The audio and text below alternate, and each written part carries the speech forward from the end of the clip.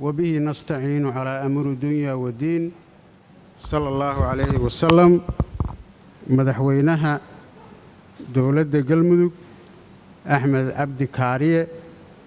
مدحوينها دولة بونتلان سعيد عبد الله تاني، مدحوينها جبلان أحمد إسلام، مدحوينها هيرشبيل محمد عبد واري، مدحوينه كحجينك قلمدق قدونك baarlamaanka federaalka labadiisa aqal wafuudii kala duwaneyd ee madaxweynayaasha la socotay, madaxdii hore iyo wasiiradii hore iyo ra'iisul wasaare ku-xigeenadii hore oo inta joogo ugu horeeyo ra'iisul wasaare ku-xigeenkii hore Axmed Cabdisalaan iyo wasiiradii hore oo wasiirka arrimaha dibadda oo hadda noo xiriirinhayo shirka iyo wasiirro kale oo hore, siyaasiyiinta ururada bulshada iyo cid kasta oo shirkan ka soo qayb gashay. Asalaamu calaykum waraxmatullaahi wabarakaatu. runtii furitaanka shirka iyo ujeeddada shirka madaxweynihii martida loo ahaabaa noo sheegay.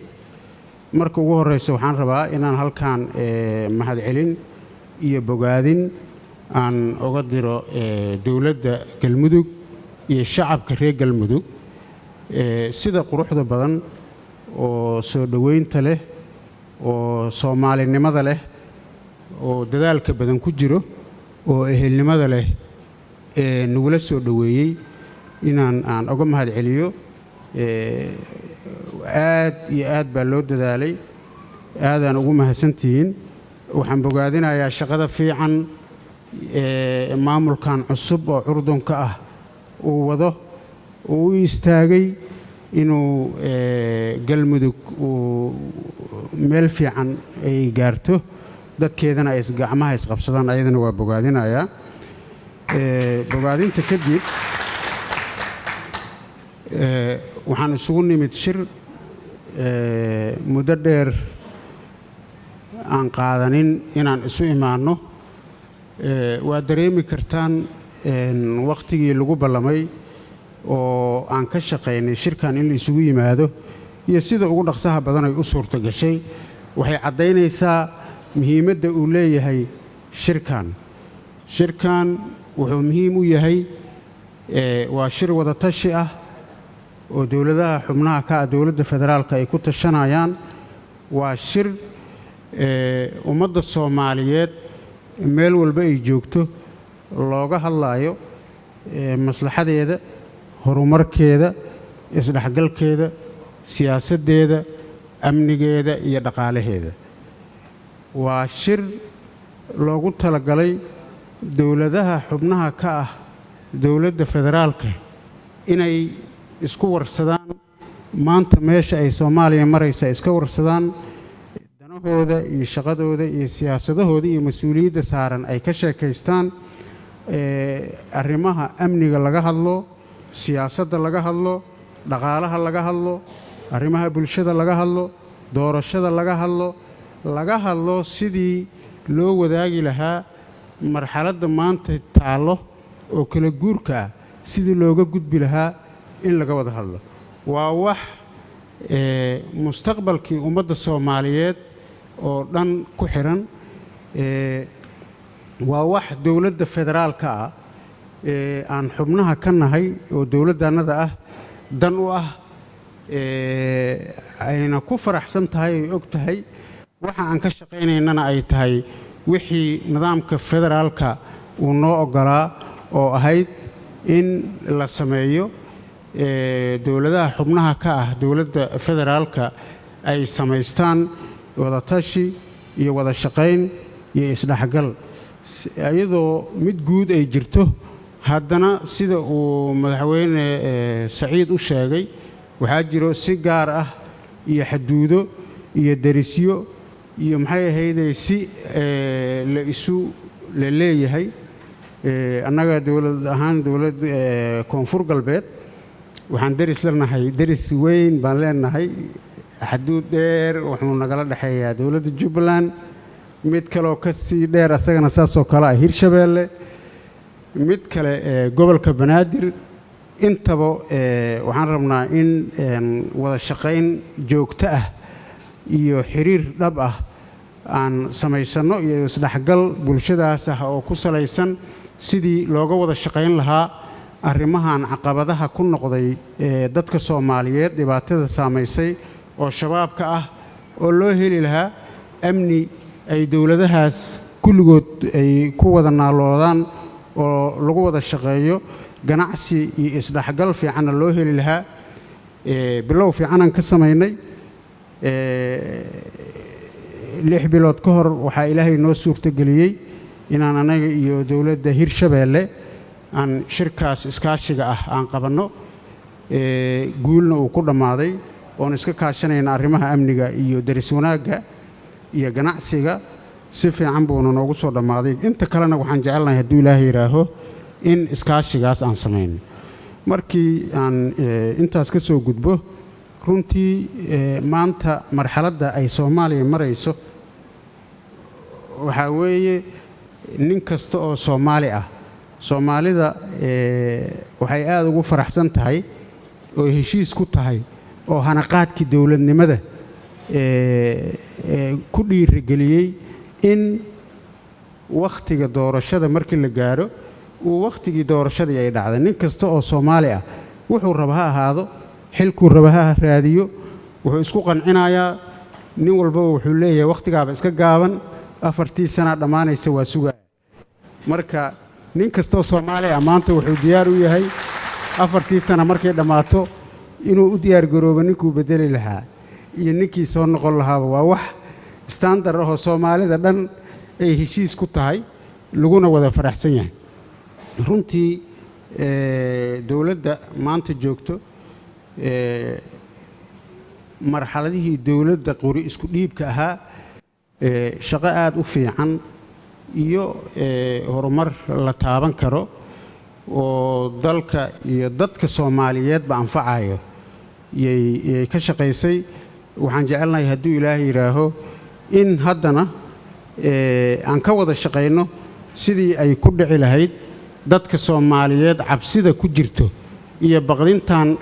mar walba iska taagan oo u taagan markii marxaladan la soo gaaro kala guurka ah nin kastoo Soomaali ah iyadoo aanan wali aan la gaarin yaa waxaa jira dareen baqdin ah waxa yeelayana waxa weeye dhibaatada tirada badnayd oo la soo maray marka nin walba wuxuu leeyahay haddii aysan saas dhicin dhibaatadii baa lagu soo noqonayaa waxaan Ilaahay ka rajaynaynaa inaysan wixii afka uu bartay oo la dhihi jiray god baa lagu dhacayaa inaysan jirin godna hore looguma dhicin haddana laguma dhici doono insha Allah doorasho dhici doonto sidii caadada ahayd bay u dhici doontaa doorasho dadka Soomaaliyeed oo dhan ay heshiis ku yihiin oo sida ay madaxda dawladda sheegtay golaha wasiirada ay ku baaqeen madaxweynahana uu soo dhaweeyay oo uu ku taageeray weeye doorashada aan rabno oo dhici doonto insha Allah haddii Ilaahay yiraaho doorasho dadka Soomaaliyeed oo dhanna ay heshiis ku yihiin yaan rajaynaynaa waxaan kaloo rabnaa dawladaha xubnaha ka ah dawladda federaalka in aan la isku xirnaado oo la wada shaqeeyo oo la abuuro jawi nabadeed oo iskaashi iyo wada shaqayn isla markaasna sidaasoo kale dawladda federaalka iyo dawladaha xubnaha ka ah dawladda federaalka ahna ay saasoo kale wada shaqayn iyo isku xirnaan iyo midnimo tan hadda jirta ka sii fiican ay sii jirto yay ka mid tahay shirkan aan isugu imaanay insha Allah waxaan rajaynayaa shirka inuu intaan ka sii ballaaran doono dadka Soomaaliyeedna waxaan ugu bishaareynayaa rabitaankooda iyo shacabka aan mas'uulka ka nahay waxa ay ka fikirayaan iyo sida ay wax u rabaan inaan ka shaqayn doono in aan maxay ahaydey wax Soomaali ay isku og tahay oo ku faraxsan tahay oo aanan walaac iyo baqdin ku jirin in uu shirkan uu ku soo dhammaan doono hadduu ilaahay yiraaho mar labaad iyo mar saddexaad waxaan u mahad celinayaa wafuudii kala duwaneyd iyo madaxweynayaalkii shirkan nagala soo qayb galay iyo dawladdii galmudug aad iyo aad u mahadsantihiin wixii kaftan ahaa oo aan aadka u jeclaa waxaa sheegay saciid aniga naftarkeyga waxaan aad ugu faraxsanahay in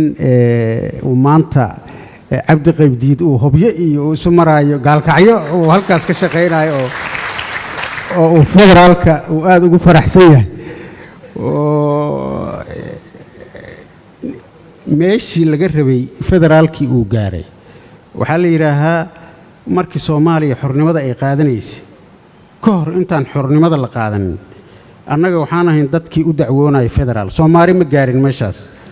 saciid iyo markaas dadka noogu ilbaxsan bay ahaayeen federaal maysan rabin laakiin 10 sano ka hor 60kii yaa odayaashii siyaasiyiintaanadii iyo waalidiintaanadii waxay u dacwoonayeen oo lahaayeen si Soomaaliya dawladnimo rasmi ah looga helo hal la daadajiyo dawladnimada systemkan federaalka aan qaadano si aanan la isu dulminin oo cuqdadan aynu u dhalan waxaan qabaa haddii maalintii ayada ahayd talada la yeeli lahaa shakigan iyo baqdintan iyo cuqdadan tirada badan iyo halkan maxay ahayd dhagaxan shalay la qaaday iyo magaaladan la isla joogo xal fiican baa yaa imaan lahaa oo maanta dhibaatadaas ma dhacdeen haddana waxaa muuqato in la dabaqay u baahan tahay laakiin in federaalkii dadka Soomaaliyeed oo dhan ay ku faraxsan yihiin in system federaal ah qaadano maamulka iyo dawladnimada hoos loo daadajiyo talada ay tala hoos ka soo bilaabatay ay noqoto ilaa iyo meesha ugu koreysay ay gaarto arrinnan aad ugu faraxsanahay weeye waana la dhammaystiri doonaa hadduu ilaahay yiraaho insha Allah oo dadka Soomaalida markii laga reebo in la yiraaho federaal aan nahay waxay u baahan tahay federalismka naftirkiisa barasho kale dawladihii dadkan waxaa lagu soo koray centralismka marka ayada naftirkeedana way qaangaari doontaa waa la baran doonaa haddii la aaminay aad iyo aad u mahadsantihiin waxaan idin rajaynayaa guul dadka reer galmudug shirkaanna waxaan ka rajaynaynaa inay ka soo baxdo wax dadka Soomaaliyeed ka farxad geliyo waana waxaan u nimid salaamu calaykum waraxmatullaahi wabarakaatuh